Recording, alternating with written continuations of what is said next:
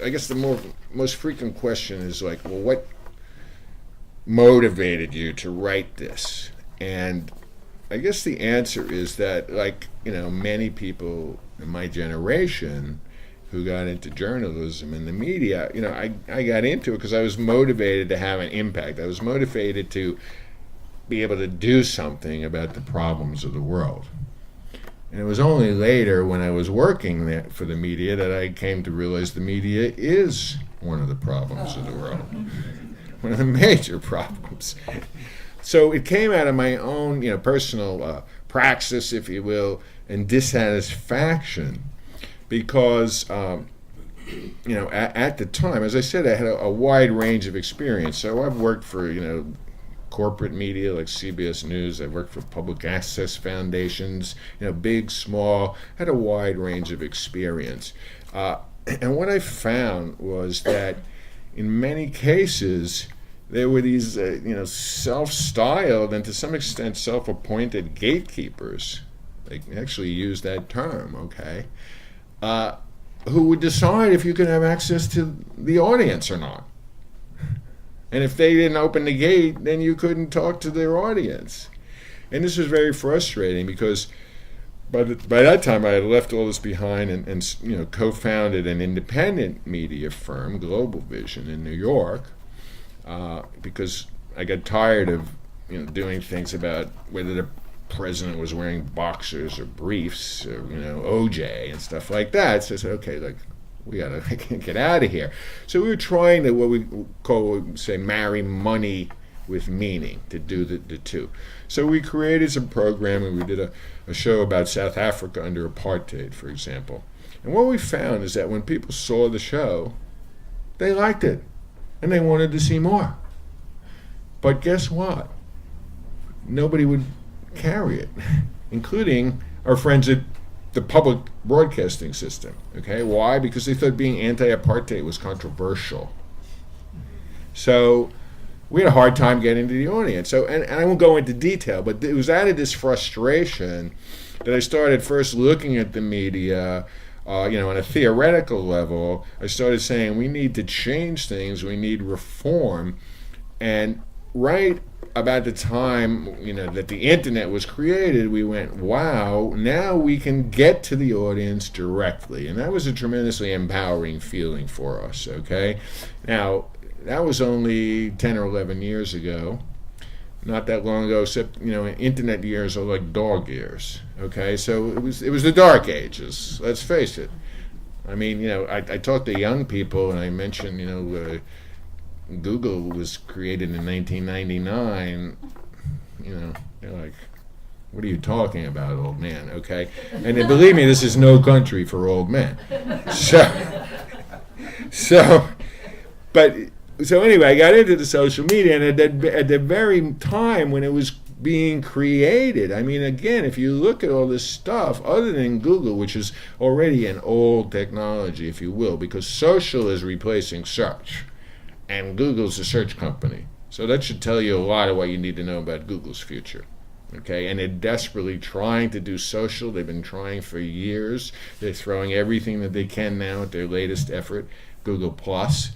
I don't know if you've been there lately. I don't think anybody has. So Facebook, Twitter. So I started embracing these because I felt that they were empowering me. But as I said, at the same time, the second reaction I had was, oh my God, it's like there's more information. It's 24 hours a day, 7 days a week on my computer. It's flooding over me. Who's vetting this stuff? Now we say, well, then the gatekeepers come back and say, well, guess what?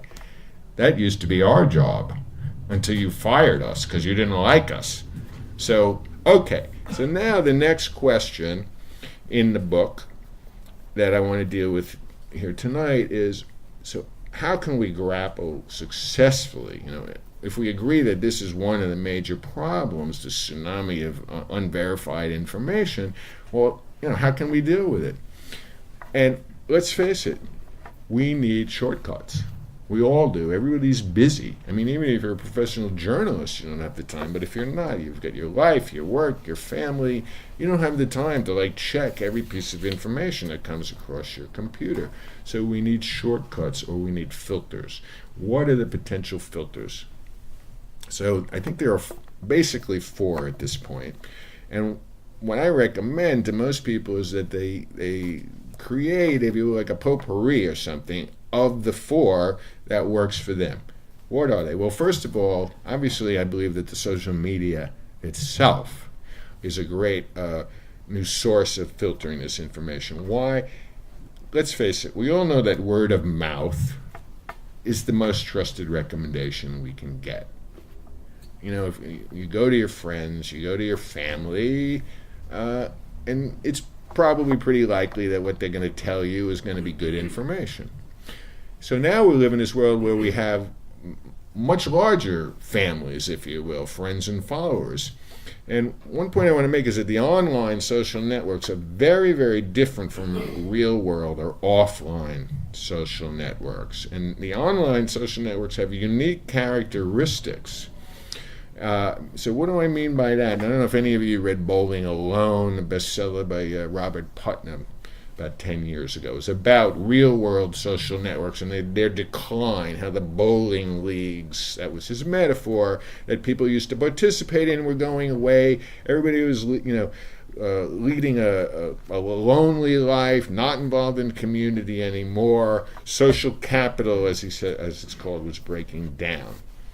And there were a lot of bad things that happened from this, including that people were really just getting what they already thought they knew constantly reinforced by hearing it from this very small group of tight family members and close personal friends.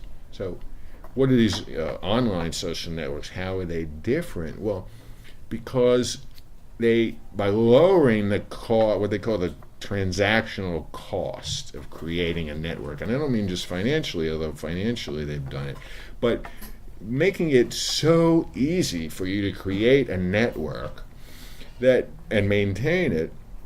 And now people have networks of friends and followers of hundreds, sometimes thousands of people. And they're much weaker ties, obviously, than the strong bonding ties that you're going to have with your family and your close friends. But there's a far greater likelihood that you're going to get a diverse stream of news and information from 1,000 people than you are from 10 people who are related to you and think a lot like you. So the first filter that I recommend is get involved in the social networks. Facebook, for example, is now I think the leading driver of traffic to legacy news and information sites. Okay, and how's it happening? Because your friend is saying, "Hey, check out this Katie Couric interview with Sarah Palin." Okay, people aren't watching CBS News. They're watching Katie Couric interview Sarah Palin online. So yes, it's legacy media, but it's being driven by trusted referrals on the social networks, okay, and the social media, because Twitter is also a leading source of this. The second filter that I would recommend is curators. So what we're seeing is that increasingly that there are individuals or groups of individuals who become expert in what they call a vertical, or rather narrow information sphere. Let's say the environment.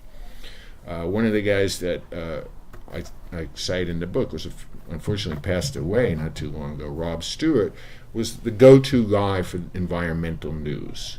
He was the pack rat who found everything, said this is crap, this isn't untrue, this is important. So over time, if you were subscribing to his feed, you would go, wow, this guy is really sending good information, really knows what he's talking about. Maybe I can rely on him to filter all the environmental information and just read him and read a few other sources, but he could be my main go-to guy. So curators and aggregators, people are pulling together a lot of this information, but they have to be expert in the field. Nobody's expert in everything. So look for curators. And one I want to recommend very strongly, a guy named Andy Carvin. Andy's a social media strategist for NPR. He's actually not a journalist, but he's been revolutionizing journalism by using Twitter in a very unique way to report real time, for example, on the Arab Spring uprisings. And again, within a very short period of time, all the people who were really interested in what was going on there, you would find out, well, like Andy Carbon's Twitter feed is the place to go. Okay, so curators, aggregators, that's number two. The third, and this is one that I must say I had a prejudice, a bias against initially, and that's the algorithm. Okay, the recommender systems, the machine learning. And that's probably just because, I'm not a scientist. So I just said, and anyway, they don't work very well. You go on Amazon and all they do is offer you more stuff exactly like what you already bought. But, you like Rory, you like Joe. No, what about something I never heard of for a change? Okay, so this is a key issue, particularly in journalism, what they call the so-called serendipity. Okay, so like how am I going to learn about all the stuff that I don't know about? All right, it's a big challenge. But when I went out in the course of researching the book and I talked to leading tech people and also leading academic researchers in this field, and to a person they told me, well, these machines are only in their infancy and they're going to get a lot more sophisticated and they're going to learn over time, not only to just push out more of the same, but to give you not just what you like, but what you need. So, as I said, I was a doubting Thomas, but if these smart people are saying, who should know, so I'm putting my bets on that the machines will get better as well. And then finally, I have to give a nod, even though I bashed them in the book, to brands, because we haven't yet left the age of the dinosaurs. Okay, I mean the dinosaurs are going extinct, but there's still a lot of them thundering around and they're very large.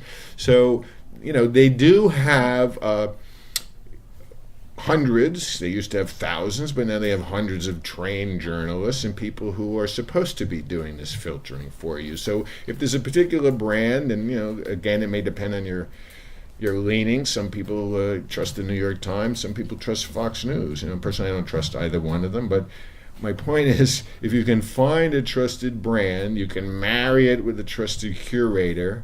You can work with a recommender system, and it gets better over time. And you can rely on your friends and your followers, particularly people that you know. Again, trust is a relationship that builds over time. So again, coming back, as I said, to the central issue of trust. How can we find reliable, credible news and information in a world where we're drowning in unvetted and unverified and unfiltered information? That's the number one challenge, I think, before us right now.